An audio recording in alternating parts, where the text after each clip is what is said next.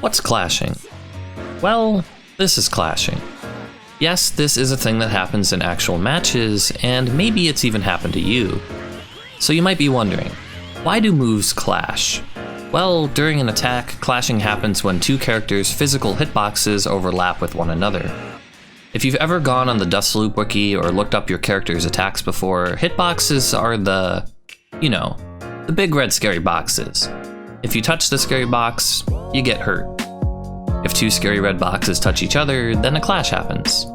Side note, this generally only applies to physical attacks. Projectiles interact differently, but I think most people intuitively understand how they work anyway. Beams cancel out other beams, key blasts cancel out other key blasts, and beams beat key blasts pretty much cleanly. Another quick note.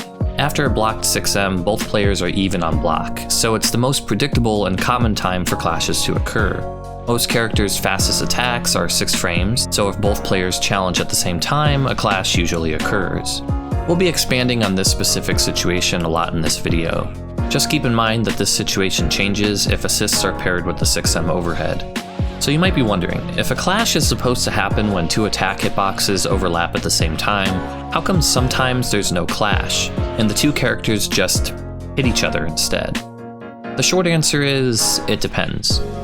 But generally, there's two main reasons why clashes might not happen when you would expect them to. The first reason could be that the scary red hitboxes aren't actually overlapping. This is pretty common in situations where one character's fastest attack hits fairly high, while the other character's fastest attack hits closer to the ground. The two red hitboxes might miss each other, but they'll still make contact with the opponent, causing both players to get hit at the same time. This is called a trade. A really common situation where this can occur is after either player blocks a 6M universal overhead. These are all even on block for both players, so if both players hit their fastest attack, assuming that they have a 6-frame light attack, then we can expect a clash or a trade to occur. We'll cover how to handle this clash situation in just a second. But when it comes to knowing whether your light attack will clash or trade, just think about where you expect the scary red hitboxes to line up. I tend to expect a clash nearly every time, but if I'm playing against Adult Gohan or maybe Android 18, whose fastest lights are actually lows, then I'll expect a trade instead. Specifically if I'm using my standing jab, which doesn't hit along the ground.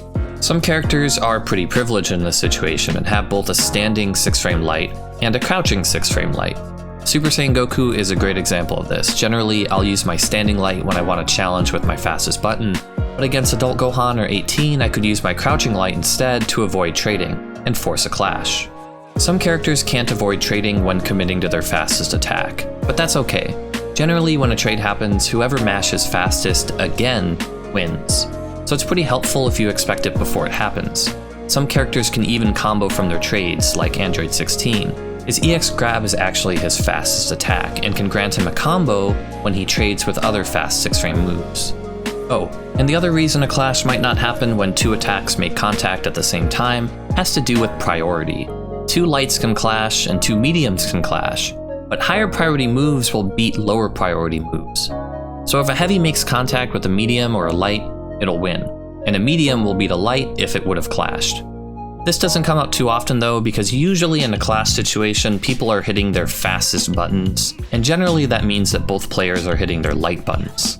Okay, so back to clashing. We know the most common place to expect a clash. Now what? What can we do after a clash happens? Once a clash occurs, we can no longer block or move, but we do have access to all of our attacks and most universal options like Reflect and Banish. One of the best things we can do here is to quickly attack again, with one of our fastest attacks. Even simply doing something like Stand Light and a Crouch Light is pretty solid. When most people mash, they'll simply continue their auto combo string, which isn't fast enough to beat another fast light attack. But we can do even better by using our Standing Light a second time in a row. But wait, won't we get auto combo if we try to use another Standing Light? Usually that's correct if we're holding a neutral position on the stick. But if we hold back and hit light instead, the auto combo doesn't come out, and we can get one more fast Standing Light. Most fighting games with auto combo mechanics have features like this that allow you to choose whether you want to commit to the unique auto combo string or continue using regular attacks. Just remember that neutral equals auto combo and back equals regular attacks. Not every character has the ability to use 5L, 4L as a block string though.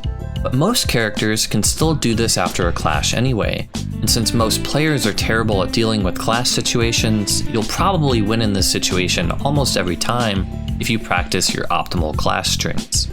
So how can we practice this? It's actually pretty easy in training mode. First, set a recording for the CPU where they run up, use a 6M overhead, and then quickly mash with auto combo afterwards. If you think you recorded it too slow, just stop the recording and try again. Next, play back the recording, block the 6M, and then challenge with your own fastest attack. If you clashed, then you set it up correctly. Now, you can practice your clash string and see what wins. Something like 5L, 2L is easy to start with, but it'll be worth it in the long run to build up some muscle memory to do 5L, 4L, so you can get the double standing lights. You can even set up multiple recordings so that you can practice against different things at the same time. I like to set up scenarios where the opponent mashes too slow, scenarios where they clash optimally, and even scenarios where they just block. Then I can set the playback to random and practice against all of them. This way I can practice confirming the situation into the optimal clash string, combo, or block string, and have it be mostly automatic when I play in an actual match. Training mode can also help you find answers to clash strings that are better than what your character has available. After the first two lights, some characters have options that are faster than others. And I might think, well, if I can't beat those options by being faster, maybe I can reflect or use a reversal. Be creative and see what options you like. A cool option select you can do is to cancel into back plus key blast, 4S. On clash you get reflect, and on hit or block you get key blast. Some characters with poor clash strings might need to rely on options like this at a high level. We've talked about clashing after a 6M overhead a lot in this video because it's the most common situation where it will happen. But why would anyone use a 6M if they didn't have an assist to convert it into a combo? Well, if you don't have an assist available, it can be a great way to kill some time so that they can come back. On hit, you're plus, and you can go for a mix-up or more pressure. And on block, you can try your luck with the situation that we just learned about. Since most people handle this situation poorly, it can feel like a solid way to reset your pressure.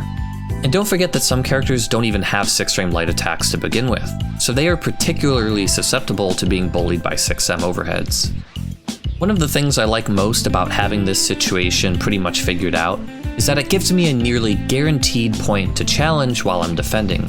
If my opponent ends their string with a 6M and doesn't have an assist available, I feel pretty confident in my ability to challenge afterwards.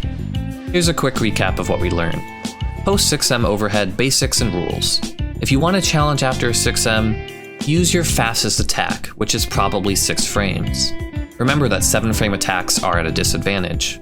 Be ready for a clash, cancel into your fastest attack again. After that, be creative. You can reflect, super, vanish, continue attacking, etc.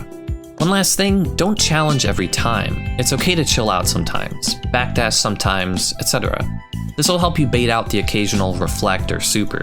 Just because something we learned can be seen as the best option doesn't mean that it has to be the only option.